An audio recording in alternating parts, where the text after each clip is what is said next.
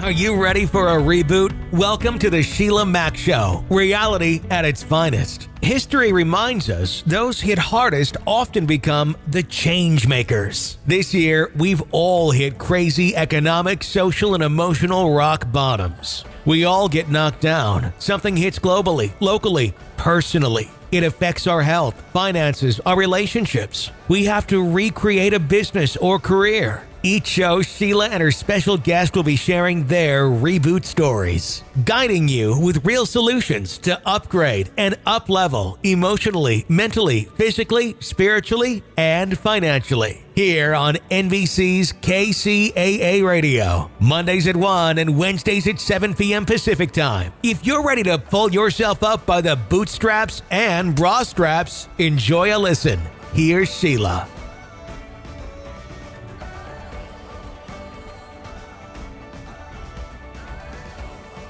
Hi, and welcome to the Sheila Mac Show. This is Sheila Mac, your host, and today we're going to talk to a very special guest, Eric Edmeades. He is an internationally recognized business speaker, film producer, and serial entrepreneur. Eric's varied business background includes mobile computing, medical simulation, that sounds interesting, augmented reality gaming, 3D camera engineering, and Hollywood special effects. Eric is also the founder of Wildfit and the creator of both Inception marketing and Business Freedom, a business ownership methodology that empowers you to own a business that doesn't own you. I love that. See, we're going to learn about how to improve your business and your personal life and hear about Eric's story. Welcome to the show, Eric. Hey, Sheila, thanks very much for having me. Thank you. So, you're doing so much. Maybe you could share a story. Now, the show is about a different rock bottom in life and how to get back on track. And it sounds like you have lots of advice for that. Do you have a story that brought you to all those different companies?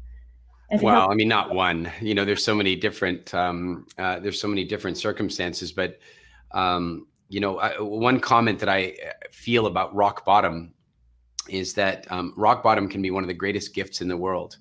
And it's also a dangerous place to be. And in fact, this is maybe a sensitive version or sensitive example, but I've spent a lot of time with people with addiction issues, alcohol, drugs, that sort of stuff. And one of the things that I've observed is that you can kind of take addiction, and there are some people who eventually hit rock bottom and they either die or bounce. Right. But there's another group of people who find a way to hover above rock bottom and live like that for a long time and live in this never quite course correcting. And so, I think that, look at that. If somebody doesn't allow themselves to get rock bottom and they're able to maintain, they're just maintaining, like in the world of alcoholism, you might say a high functioning alcoholic, right? They're just maintaining, right? But so that then in a sense, it makes it seem like rock bottom might be a big gift, right? Because if they hit rock bottom, then they'll lose everything and then they'll have to recover. But the problem is a lot of them also die at rock bottom. And so one of the things that I've observed about my life is that if I am able to associate to rock bottom long before I get to it, then I can bounce early. And that's typically the way I've tried to approach things like that. I love that. This year I have lost 5 friends of mine have lost 5 young adults to this drug addiction. I don't even remember the name of the drug, but there's a terrible drug and they're all terrible. And, it's something that people come up to me and they say, hey, do you want to do this or that, or represent something related to an alcohol or a drug, or even a spiritual thing that's related to a drug. And I'm like, you know what? That's just not going to be something I'm going to do. As a parent of 6 kids, and because I also have an entire chapter devoted to people getting out of addictions and back into action and back into their life. And so it's a very difficult and interesting thing. And I've known genius people that are so incredibly talented that are either doing a drug or taking alcohol, and it's actually a coping mechanism for something else that's going on. It could be an ADD or something else that's happening in their life, and they're using it to cope because they're like geniuses. They're brilliant. They're running big corporations and companies, and yet they're crashing cars and losing their license. These are like grown-ups. There's no excuse. And yet they're able to function, and you just think, oh my gosh, what would they be without that impairment of the alcohol or drug? What kind of life would they be leading?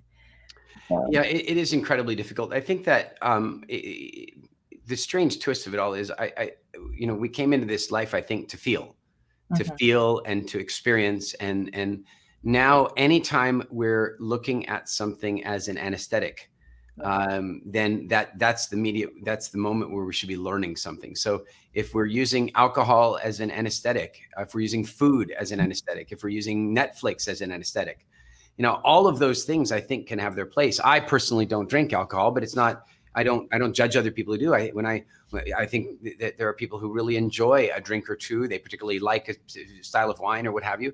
But at the point that they're crossing over and it's altering their personality, or they're using it as an anesthetic, like I have often had clients come to us in the early stages of working with them and say, I can't sleep until I've had a glass of wine. That's a problem.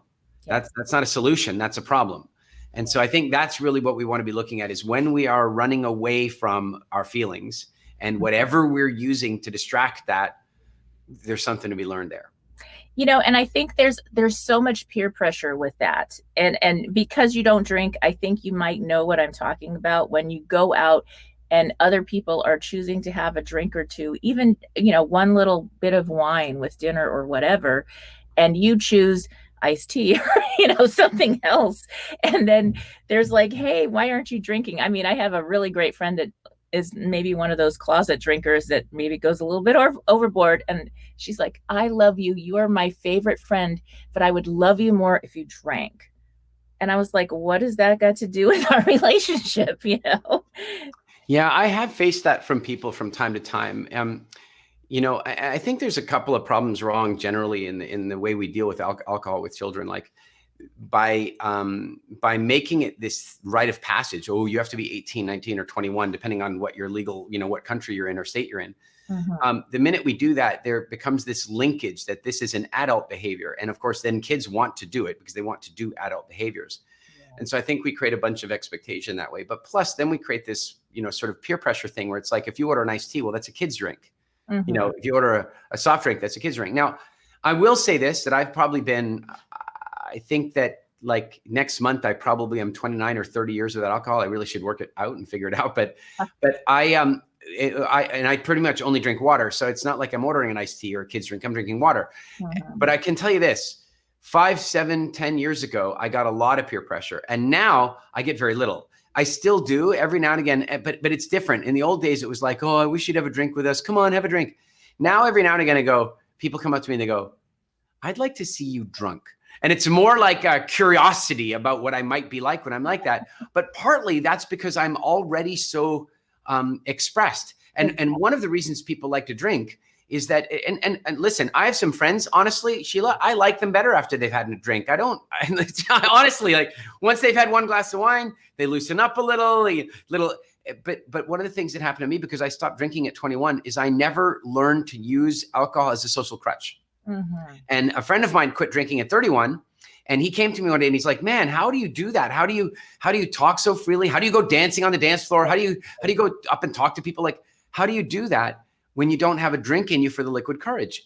And I said, well, here's this first clue. I never learned to use the liquid courage as a crutch in the first place. That kind of helped. Yeah. And now I see this transition. I go out with friends. They have a glass of wine. I go to a party here on the pool deck. They have a glass of wine. Everybody's laughing. Everything's good. They have 2 glasses of wine. It's pretty good. By the time people are drinking the 3rd glass of wine, I'm leaving. And that is because consistently, once the 3rd glass of wine has happened, people don't listen to each other anymore. They don't like the topics become inane. All of a sudden, the Kardashians become incredibly fascinating. Like I am out. Right. Yes, I totally understand. And, we have lots of friends that are on that path to recovery and just barely 1 or 2 weeks into maybe not picking up a drink and making that switch. And so sometimes, I don't know, when you first stopped, was it something that you were able to stop right away, or did you have a few reasons? Yeah, luckily I didn't have a problem. I wasn't an alcoholic and I wasn't addicted. I'll tell you what happened in my case is my dad was an alcoholic and a drug addict, and arguably would argue that he still is, despite being 40 years sober. My brother, my boss at the time, my best friend, lots of people around me were dealing with that stuff. And what happened in my case was I very rarely drank anyway, because frankly, I didn't like the taste of most alcohol. I mean, beer to me, it smells like somebody took a pair of sweaty socks and soaked them in water for 3 days, and until they started getting fizzy. And Right. wine, it's like somebody with dirty feet walked a bunch some squashed rotten grapes. Like the flavor is not nice to me anyway. Right. And so I was never really all that tempted. But occasionally, because I was shy and all that kind of stuff, I would drink for like social lubrication. And one day in particular, I got quite drunk, and I woke up the next morning hungover, vomiting, and I was 21 years old. And I made that deal with God. I just said, help me feel better and I'll never drink again. Like lots of people make that deal, yeah. But I kept it. And the way I did it, and it is interesting, the way I did it was I just made a commitment not to drink for 6 months. Mm-hmm. And I just never started again. And I think that in as much as I really respect a lot of what they do in 12-step programs like Alcoholics Anonymous, the idea of one day at a time has real purpose to it. It really does. But I also think that when somebody's coming in, if you think about it, somebody's like, they've just begun to realize that they have an issue, that they might have an alcohol addiction problem. So step one, they've admitted that they're powerless over alcohol and they need help and all this kind of stuff. Great. All that's great. But at that point in time, to contemplate giving up alcohol forever is just too much. Yeah. It's too much. And so AA has this idea, well, it's actually just one day at a time. I would argue that one day at a time is also too much. Mm-hmm. That for me, my feeling is anybody who's going to quit something, it really is good to create an initial window of firmness that you absolutely commit. Like, I'm going to go 30 days without. And after the 30 days, I can start living one day at a time if I want. But there's something about taking away the debate every day. When it's one day at a time, every day, it's like, should I, shouldn't I? Should I, shouldn't I? Should I, shouldn't I? When you just like, I'm just not doing it for a month. Right. And I know some people can't do that. I get it. Addiction is painful. But it's a strategy that has worked for me. Mm-hmm. And I think it's really important to have a support group and maybe many support groups. I know we met through Tony Robbins group, and with that, it's our peer group, and making sure that you're connected to other people that can help you through things, support you, pick you up when you're down, but also give you a little firm kick when you need it. And so, keep you accountable in one way or another. And I know the 12-step programs also offer that type of help. And so I think that that's a huge part of the success in that. So make sure to connect with people that are supporting you. It's going to shift who your peer group is. Did you find that you made a shift at that young age also because you stopped drinking? I think for me, again, it was a bit different because I really didn't drink much anyway. In fact, most of my friends knew me as somebody who rarely drank. Like, if I decided to drink, everybody was like, "Hey, Eric's drinking!" Like it was an event. Like and I was a happy drunk. Like I was never belligerent or any of that kind of stuff. So, but in my case, my call them drinking friends were largely my work friends. And I stayed in that job for a little while after that. Mm-hmm. But again, I think it is a really good idea to switch peer groups. Remember that I had trained my peer group to make me the designated driver because I always needed an excuse not to drink before. I didn't want to give in to the peer pressure. So I just made myself the designated driver. Mm-hmm. But now, having worked with tens of thousands of people in 100 countries around the world on a variety of different types of addiction, especially around food addiction, mm-hmm. I can tell you something. Changing your tribe is one of the most powerful things you can do. It doesn't mean that you have to say goodbye to everybody else. It just means, look, Jack Canfield will tell us, Brian Tracy will tell us, Tony Robbins will tell us, if you hang around with 5 people a lot, mm-hmm. then you're going to start to look a lot like those 5 people in a variety of ways. You're probably going to end up economically similar to them. You're going to probably end up with your weight similar to them. You're probably going to end up with similar alcohol habits to them. And so my feeling in life is that in any area of my life where I want to improve, I am recruiting. I'm recruiting peers that inspire me. And what I want is a peer group of people that are doing slightly better than me or a lot better than me, and some that might need my help, because I find that by being the conduit of the transformation, it locks into me all the better. I wouldn't want to be the only one in the group that's learning. I want to be learning from one group, passing on to the other. And I find that just facilitates change for me. Yes, I totally agree. It makes all the difference. And I often say that we leave sometimes we have to leave a group that's not aligned or maybe not serving us in trying to get out of an addiction or make a lifestyle change. And when we leave, later we end up leading other people as an example, because they're like, hey, you know what, that looks pretty cool. I want to do that. I want to live like that too. I want what you have. And it's through modeling and living your best life that you start getting that. And I'm sure you get that all the time. So my next question is, I would love to hear more about the Wildfit. I think it's a wonderful program and it's very aligned. So tell us more about that. I think there's two ways. I can just sort of tell you what it is. And it's a health coaching company that lies at the intersection of solid nutritional education and, more importantly, food psychology. And I think that's what's missing in the diet space and has been missing in the diet space. Like the fact is, somebody could give you all kinds of great nutritional education, but at the end of the day, if you don't understand your reasons for eating, then you can't change it. And so that's what we've unlocked more effectively than I think anybody else has. And I think that's why we've had the success and growth that we've experienced. We've now had, I think, something like 35,000 clients in 130 countries around the world, wow, which to me is shocking since I started it as a hobby in my living room, 6 years ago.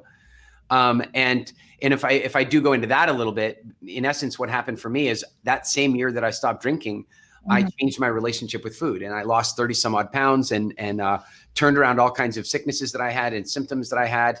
And I just became really fascinated by health. And I came to understand, I just came to understand something. At the end of the day, nobody will ever care as much about my health as me. Exactly. Maybe arguably my close family, but even then, at the end of the day, nobody will ever care as much about your health as you will. And if you're putting your health in the hands of your medical doctor, who frankly didn't study nutrition statistically, then I think there's going to be a problem. And so that began a major journey for me, reading, research, traveling to go stay with nomadic hunter-gatherer people over the last 10 years to learn what I could about what we would call now nutritional anthropology. And then, of course, the behavioral change psychology around food. And that is what resulted in Wildfit. Started with 8 clients in my living room on a Zoom call. Actually, it was Google Hangouts back then. Oh, wow. And those 8 people told people, and they told people, and more people told more people, and it just exploded. And the funny thing is, it's by far and away the easiest business I've ever grown. I mean, I'm not saying it doesn't have its problems here or there, but holy, the problems are not about how to grow it. The problems are how to manage the growth. Wow, that's great. And, this year, especially, everybody has had a struggle with something because we've had our universal pause, and whatever you want to call it, wellness has become even more important, a really big deal, and people have coped with being home and dealing with different tough situations through either a drink or eating the wrong foods or COVID 20 plus whatever. And it happens. And what advice would you give people? I know when you go through a tough time, it's like, well, you know what, this just happened, XYZ, I just lost my job, I lost a loved one, da da da da da, and forget it, I'm just gonna not care about these important things. And it's easy to do, or just be kind of numb yourself with whatever. What kind of advice do you give to people for this year, now that we're like, okay, well, wait a minute, this is not working out. It's going up, the scale's going up, we got to switch this up. What would you say? Partly I'd be a little harsh. I think if you're going to be a good coach, sometimes you need to be able to say the hard things. And here's the thing. If you suddenly found out that there was, let's say you're in a hotel complex and you suddenly found out there's a bunch of, armed gang members running around the hotel complex, beating people and stealing stuff. Is that a good time to go up to the minibar and get drunk? Nope. No, you need to be like with all of your wits. You need to know exactly what's going on. You need to be able to move. You need to be able to coordinate it. You might need to defend yourself. You need to be able to think clearly. And I know that's a harsh example, but I just want to suggest, isn't it the same right now? Isn't it the same right now? The world is in this weird lockdown, and half the people think, 90% of people think you should have choice about whether you should wear a mask or not. 5% think you're a total, you're basically a criminal if you won't wear the mask. And the other 5% think you're a criminal if you will wear the mask. I mean, the polarization is disgusting at the moment. The press has learned that the way they make money, I mean, they knew this anyway, but they've just amplified it this year, is to scare you, because the more scared you are, the more likely you are to look at the news, to look for some certainty, and then they scare you some more. And so here's the thing. Right now, what we need, there are two things you need. It's all you need. It's not money. There are two core things you need that can lead to the rest. One is you need your physical health. And the other one is you need your mental health. If you've got your physical health and your mental health, you can handle anything. You can. But what's going on right now is people are being they're being frightened. They've lost their job, or their business is under threat, or they might lose their job, or they're worried about the future. There's any number of things that are genuine and real. But for most of us, they're not actually life-threatening. They're quality of life-threatening, which is still bad, but we don't need to engage our full adrenal reaction to it. We need to be calm. And one of the ways that we can be calm and rational and have a good operating mind is to not be putting excessive garbage sugars into our body that cloud our thinking, and not to be putting in processed rubbish that our body now has to work to get rid of. If ever there was a time to be optimal with your health, it's now. So your immunity is at best strength should you encounter any virus for that matter, and B, so that your psychology is dialed in. And one thing we know for sure is your psychology is absolutely affected by what you're eating. If you eat junk, you think junk. And I think that goes to consuming too much on the news, even around the wrong peer group. It goes into every area of our consumption of positive or negative. And I often bring up, the study of water, the study of plants, and how putting energy on it changes the molecular structure. And I think, oh my gosh, what kind of energy have we put on 2020? And I have totally caught myself really saying not so nice things about our year. And it's this funny thing where it's like, wait a minute, I need to bless this year. I need to be having gratitude for the good parts. And yes, Sheila, here's the thing. What are the good parts? Haven't you had some stuff that was just incredible from this year? Oh, yes. I mean, it has been, I got my book published. I moved. I got a beautiful home that's nice. I had so many gifts and blessings show up. And I'm a mom. I've got 6 kids, 3 I adopted, 3 that are mine. And, I did lose my son. That was very hard. That was in December. And, it just made me realize the value of our loved ones and the importance of family versus all this other junk that it's like, oh, nothing matters more than family and taking care of yourself and all these things. It totally shifted how we looked at it. And, when 2 of my kids came home, because college is now online, so they're home with me. And as a mom, I'm like, oh, okay, I confess I am loving spending time with my adult children, and we have a peaceful, wonderful relationship. So it's different. And we had a nice little time. We're sitting in the backyard, and my daughter said, Mom, if ever there was time that we needed a universal pause, it was now. And so this year, for us, we are the type of family that everybody's going to school, working.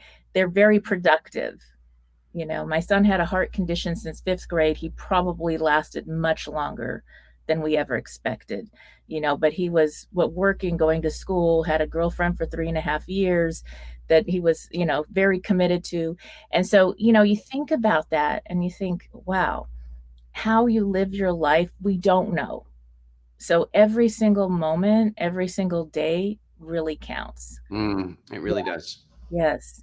So you've got Wildfit, and that's something that people can find out more about. And you also have a couple other businesses that are related to business, the fitness of business. So the fitness of your body and then the fitness of business, right? Well, I suppose we have a company called businessfreedom.com that teaches entrepreneurship. Ultimately, there are 3 core areas that I've started businesses in, education businesses in. One, of course, is Wildfit, because one of the greatest gifts I gave myself was my health again. And another great gift that I gave myself was learning about and understanding business, because frankly, I see entrepreneurship as I don't know, it's like entrepreneurship is the ultimate expression of personal freedom. If it's practiced correctly, it is the ability to make yourself royalty. It's the new royalty, is being a really successful entrepreneur with a business that runs itself, that allows you to live in the leisure class. And that is absolutely possible for people. That's how business is supposed to operate. And then, of course, we also have Speaker Nation, where we teach people about public speaking communication, because that's also one of the greatest gifts I gave myself. I was so shy and so afraid and so terrified of public speaking that I couldn't walk into a room with 4 people.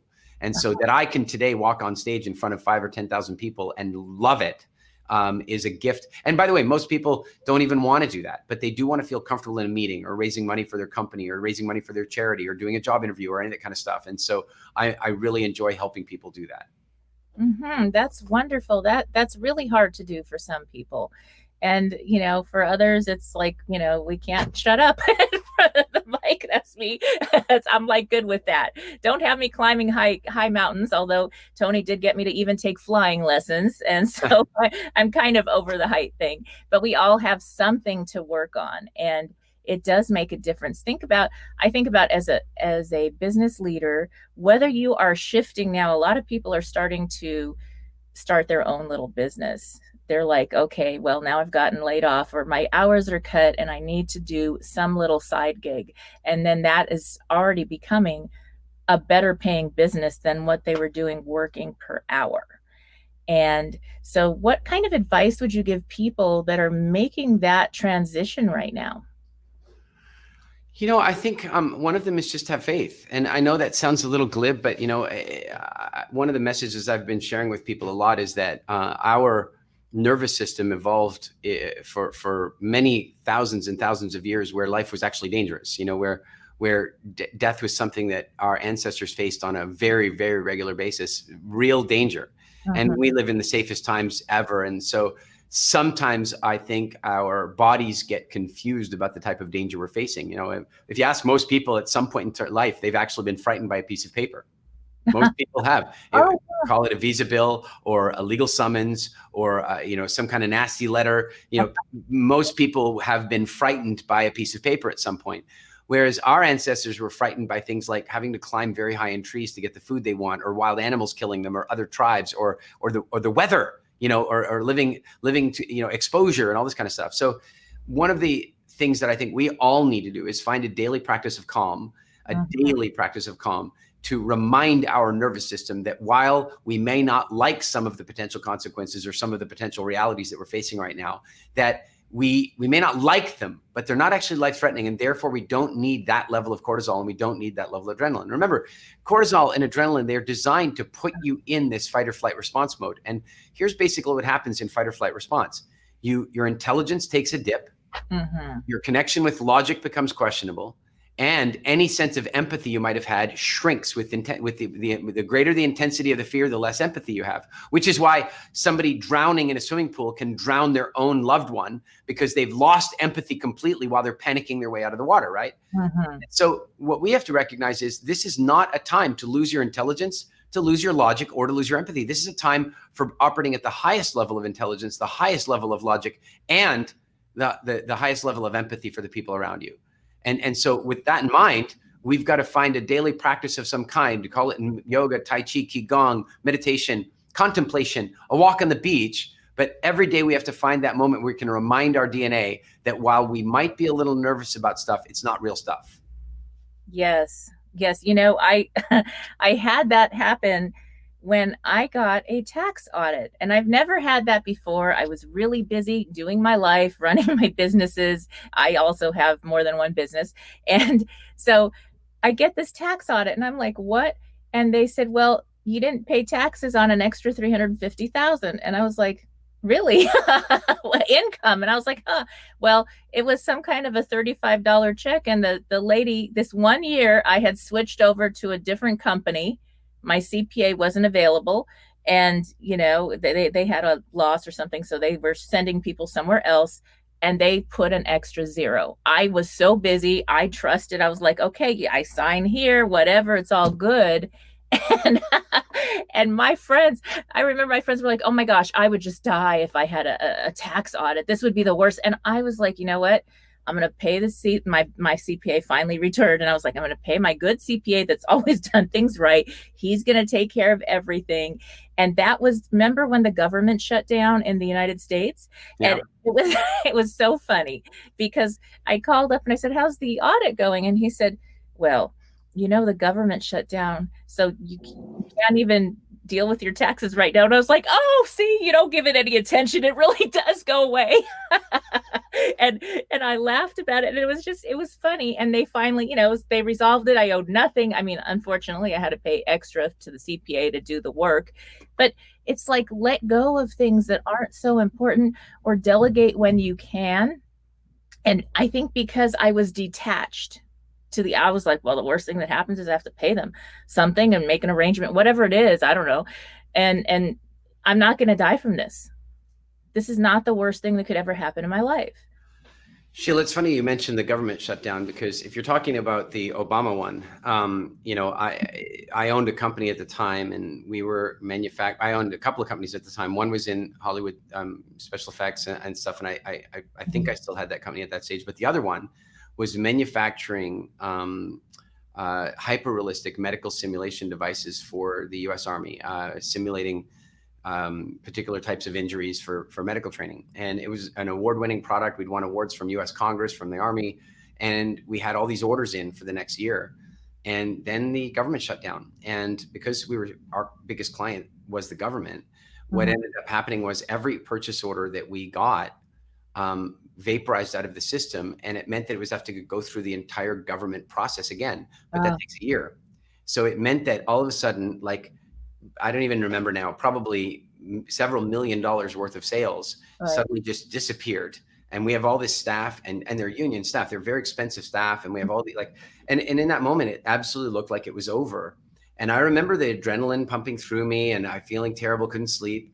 And then I remembered to take a walk in the forest to remind myself that at the end of the day, I'm still going to eat. I'm not going to, we don't know what's going to happen here. So there's no point worrying so much about it. And even if the worst happens, it's just going to be another chapter that's closed, and then I'll start another chapter. I can't, it is what it is. Right. And I'll tell you, in the end, an even better stoic person at that point in time was my business partner, John, and he just buckled down and he did some real magic. I think we both ended up doing a bit of magic here and there to make things happen. But at the end of the day, it got turned around.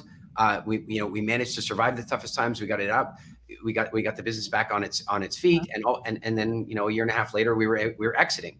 And so even in the moment when it looked like certain death, it looked like certain over, even then it wasn't.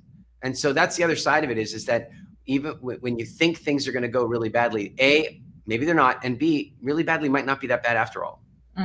It may be your biggest gift.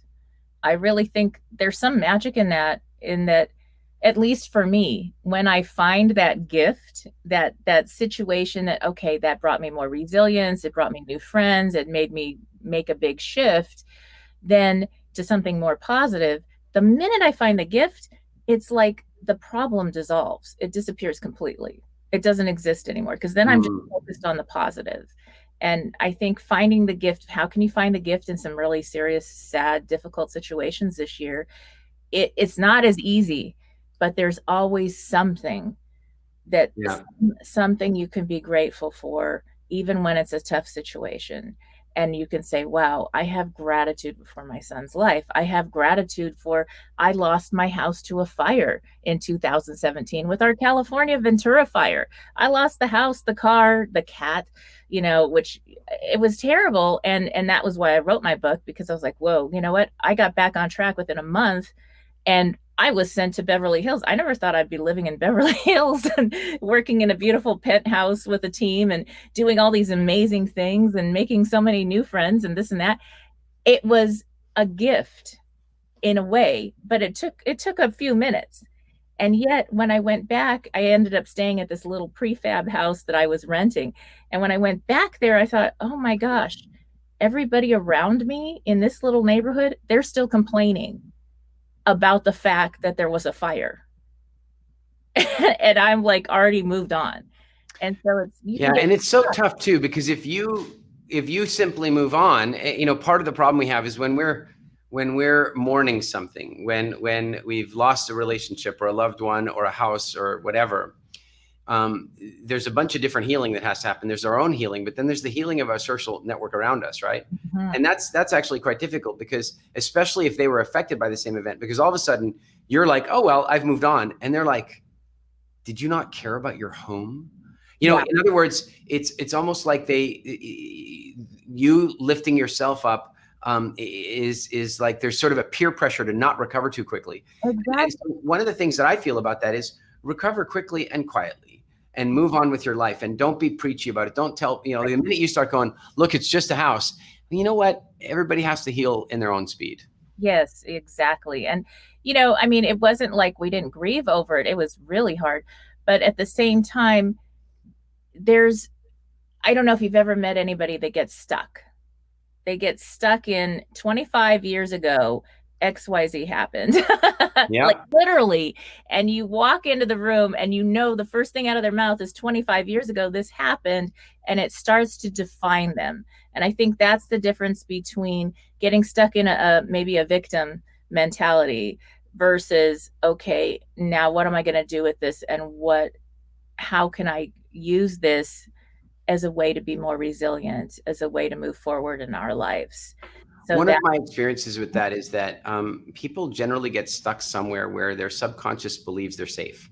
Mm-hmm. So, in other words, somebody had some kind of, childhood trauma, for example, and then it causes it causes a pattern of behavior, and that pattern of behavior may continue to be difficult for them. Like it may continue to cause pain for them, but because that pattern of behavior served them really well when they were 3, right, they've got this like rule that's how they should continue to live, because on some level their subconscious believes that they're safer that way.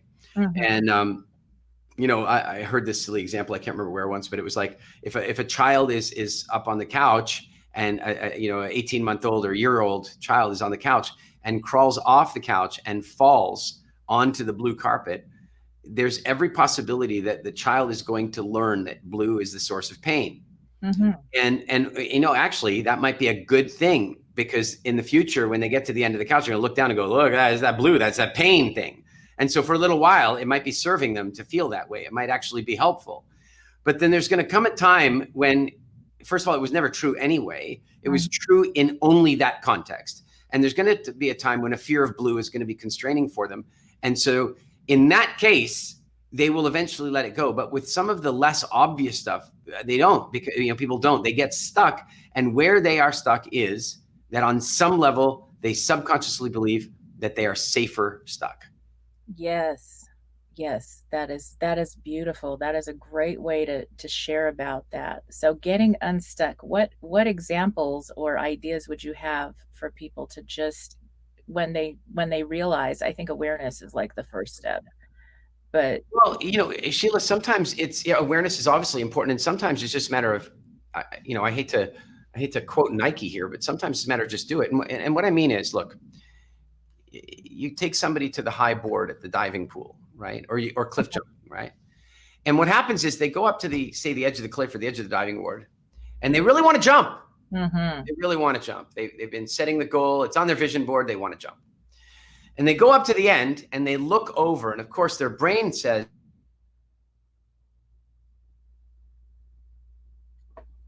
I think, And so as the brain is saying that, the feedback comes in, and all of a sudden there's a hesitation. And here's the thing, the longer somebody hesitates, mm-hmm. the less likely it is they're going to jump. Right. And so until they eventually overcome it and just force it.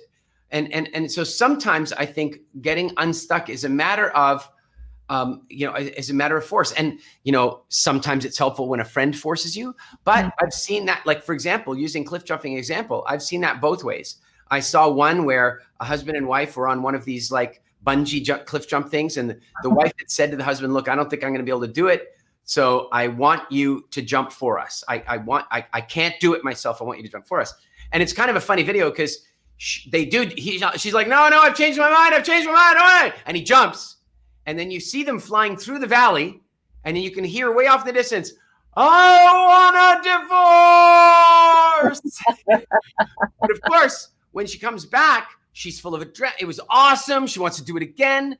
And in that case, it really worked. But equally, last year, we all saw the story probably on the press somewhere in the US. Some girl pushed her friend when she wasn't ready to jump, and the friend broke several ribs and nearly died. And, so we have to be, when we are getting ready to make that jump, and I'm using cliff jumping as the example, but it's the same. Like if somebody pushes you to leave a relationship before you're ready, no. If somebody pushes you to leave your job before you're ready, or start a business, no. But if somebody doesn't push you a little, then that's not good either. And so I think that what we need to do is recognize that sometimes it's just a matter of we just need to take a leap. We need to take the leap of faith. Sometimes it's just the way it is. And sometimes we need to have the people around us that are going to be able to measure that for us and really support us in taking that leap of faith, but not lead us down the garden path. It's so, so important. And then one more thing. The truth is that when you're doing something like cliff jumping, it's dangerous. Right. And what you're hoping is that you've seen a whole lot of other people jump. The water is absolutely clear, and you're hoping that whole thing is vetted. But a lot of the stuff that we're hesitating about, nobody's tested before. Nobody else has been you quitting your job, starting your new thing, or leaving your relationship, or starting your business, or whatever the thing is that's been going on for you. And so what I would say is that because you can't really go out and test that, one of the things we have to look at is, what is the worst case scenario? How badly could this go? And is that likely to happen? And I went through that very thing around the time I was talking to you about when the government shut down. It's like, what is the worst case scenario? We have to close it down, bankruptcy, layoffs. That's the worst case scenario. But at the end of the day, I have skills, I have knowledge, I have contacts. I'm going to find another business opportunity, another job. It might be hard times for a few months while I do that, but at the end of the day, I'm going to be fine. I'm not going to stop eating. And when you begin to recognize that the worst case scenario is almost never as bad as your subconscious makes it, then it starts getting a lot easier to jump. Exactly. That's so good. And I think, like you were saying about leaving a relationship when you're ready, or starting something, or jumping when you're ready, it could be small steps, starting a small business on the side, see how it goes, and slowly you're easing into it instead of jumping. And that may be better depending on your family situation and your financial needs and ability and your time. And I think it's really important this year that we love ourselves through it. Like, we have to hold each other accountable, but love ourselves through these times when we didn't jump, when we weren't quite ready, because that's part of the process also, is getting ready to do something. And I think sometimes we all have to fall a million times when we're learning how to walk, and yet that's what we're supposed to do. And so there's going to be lots of steps. I also help women get out, a lot of women, it could be men too, get out of abusive situations. And their friends are like, well, why didn't they leave sooner? Well, you know what? You got to be patient, because they could be risking their life or their children's life to get out without the proper steps and support groups in place to keep them safe. And Sheila, even before that point, because there comes the point where a person in that situation knows they finally need to get out. And you're right, they have to do the right things. But how about another version? Another version is that long before they finally realized that they needed to get out, their subconscious kept them in, because somehow being in that situation was safer than not being. And that's a huge illusion and delusion, but it is how people often feel. It's like, well, this is what I'm used to. This is what I had when I was a child. This is how I get my love communicated. This is how it is. And again, that's a really tough place to be. Self-awareness is so key in situations like that. Really creating boundaries and saying, I won't live like this anymore. Right. Yes, that's so important, and it makes all the difference. So, when you're working with a friend, or you're working with all these people in the Wildfit, and you've got to be firm, yet okay, you had a moment, you had a bad day, let's get back. And then I think you start from the first day or something, you have a special way you do things, right? So it's one of those things where you get back up, and you go and you start from where you need to start, and you just you don't get stuck on that one day that didn't work out. More than even not, like, there is no backward step. In my understanding of the way time works, there's no backward step. Like, at the end of the day, you try something, it didn't work, you now found another way not to do it. I like that. I love that. That's great.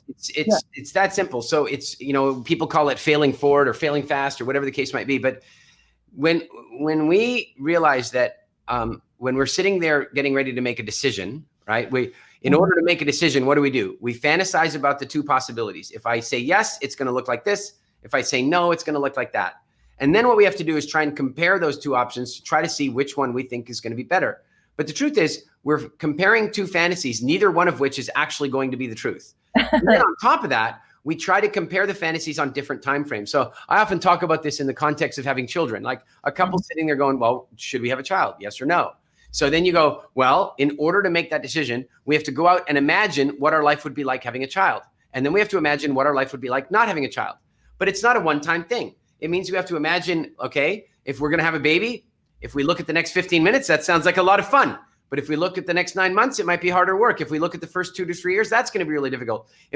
But hold on a minute now, there's a graduation from high school. There's teaching them how to swim. And so every time we're going, yes, no, yes, no, yes, no, we're frying our brains. We're frying our brains trying to make an impossible decision. And in the end of the day, the truth is both were going to be fine. Right. Both decisions are going to be fine. The truth is, I think you only really need to go look at one time frame. And that time frame is you sitting in a rocking chair at 90 years old, looking back on your life and going, which do I think I would have preferred? Yes. And that it does, how do you have 6 kids? I raised 6 kids. I ended up bringing 3 extras into my home, and people were like, that's impossible. I had to be so organized and a time management. That's not my thing, but it became my thing. And it became easy because it actually served me. So sometimes we have to go to that one thing that we don't think we're good at and say, oh my gosh, we really are good at that. Sometimes we don't give ourselves the opportunity. And maybe this year, with things changing so much in business and life, we get to find out things that we're good at that we never realized we could even do. And I think that's a big gift in this year. So let's see now, what advice for public speaking, what advice would you give people that really want to get into that public speaking realm now that we're speaking from our computers? Yeah, we could do 4 hours on that. I think if I can give you some nutshell examples in terms of what makes it work, using storytelling. People really, really can connect with a story. They can associate to the story. And, it's a very valuable way to teach people. People learn largely by experience. They learn far better from an experience. And since you can't always give them the experience physically, a storytelling allows them to have the experience in their mind. And so storytelling is really important. But more than that, I think that it's recognized that it is one of the most powerful forms of influence on earth today. And it transcends space and time, because these days you can just do it across the internet anytime you want. You don't even have to have an audience. And so it's worth investing in. It's worth learning about it. It's worth practicing. It's worth joining Toastmasters or Speaker Nation. It's worth going out there and finding a mentor that can support you. It's worth watching videos on YouTube and what have you to learn better techniques about getting better and better.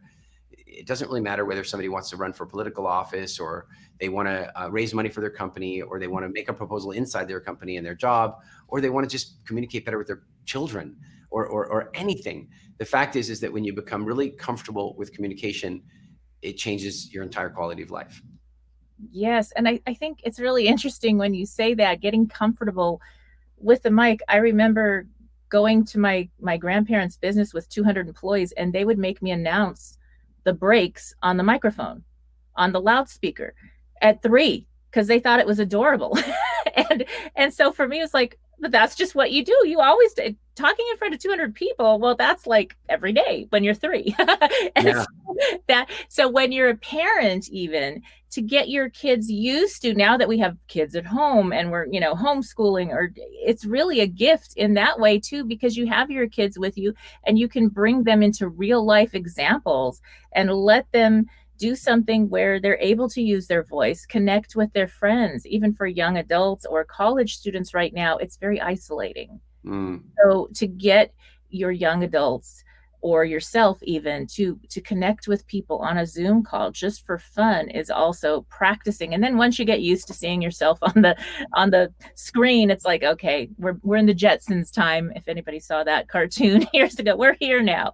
And it's cool. I get to talk with people all over the world almost every day. I was with Australia in the middle of the night. And, and it's people I would have never met or never worked with that now, because there's different options, we're good friends and I work with them all the time. And so there's gifts in everything. Absolutely. Yeah. The other thing, just, if we're just going to get down to practical stuff, I don't really care what somebody does for a living. If they're comfortable communicating, it can exponentially change their income in that same space. If they're an orthopedic surgeon or a salesperson or a general manager of a company or an entrepreneur, it doesn't really matter what people do. If they are effective at communicating, effective at getting their points of view across well, then it can have an exponential impact on their opportunities and income. And that's not irrelevant. Yes, and even you were mentioned politics, and it's political season here, and we won't get political yet. In that, it's sharing your voice. A lot of people are getting ready to voting your voice, and getting involved in community. Whether you vote or not, or how you vote doesn't matter. But getting involved and helping people in the community, that is going to get you out of a rock bottom, because you're out of your problem and you're helping and you're contributing. And when you're in contribution, it's like impossible to be in a sense of lack at the same time, and so that really is sharing your voice. So we're coming near the end of the hour. What tips would you have to share, or what would you like to leave the audience with that can help them through this year if they're just getting ready to reboot, to rebuild, or reinvent themselves for now? We're getting ready for 2021. Well, I think one of the things is make sure you've got a good community around you. It really does help when you've got people around you that are moving forward, that are positive in energy, that are taking care of their health as well. Like, if you've got those people around you, the old African proverb says, if you want to go fast, you go alone, but if you want to go far, go together. And so I think that's a big one. The other one is constantly consume good content, garbage in, garbage out, good in, good out. And so, listening to shows like this or podcasts, tuning into powerful master classes that you can get online these days, all of those things are going to create forward momentum, positive energy, improve self-esteem, and provide interesting strategies and distinctions for how to make things work. And then lastly, chill out, chill out, relax, and find the space to enjoy as much as you can. I often joke that, the law of attraction doesn't have to be so damn complicated, because the law of attraction is as simple as this. If you are enjoying yourself, you are attractive. And the more you're enjoying yourself on a day-by-day basis, the more opportunities and people you are attracted to yourself. And so seeking out opportunities every day, even if things are tough, even if things are a little scary, finding the time every day to have some enjoyment. And when we went through all that stuff I mentioned earlier with the studio, where we thought we were going to lose it and all the layoffs and stuff, one of the things, the decisions we made at that point was, we still got to go out and have a nice meal and laugh. Yes. Still got to go to the movies sometimes, got to go for a walk in the park. We still have to do that stuff, because there does come a point where simply working all the time doesn't actually do any more anyway. And so taking some chill time and maybe whether it's meditation, contemplation, Tai Chi, Qigong, yoga, a walk on the beach, the park, get outside, breathe some fresh air, calm yourself down, and give yourself the signal that everything is actually going to be okay, because it is. Right. That's so beautiful, Eric. And how can people reach you? The easiest way, I guess, is Instagram. I manage my own Instagram. So I'm at Eric Edmeades on Instagram. I'm also on Facebook and Twitter and that stuff. But also we can go to www.eric.ee for my primary website. And for those people who are intrigued by Wildfit, go to getwildfit.com. That's wonderful. All right. Thank you for being a guest on the show, and thank you for tuning in. We will see you next time. Thank you for tuning in to the Sheila Mac Show, reality at its finest, where we share real situations with real solutions to help you rebuild, reinvent, and reboot your life on your terms. I'm your host, Sheila Mac. I'm giving you some homework. Grab a copy of my bestseller, Bootstraps and Bra Straps, to learn the formula to go from rock bottom and back into action in any situation. If you have a burning question for the show, send it in to www.dearsheila.com. Tune in again Mondays at 1 p.m. Pacific Time and Wednesdays at 7 p.m. Pacific Time, right here on KCAA, the station that leaves no listener behind.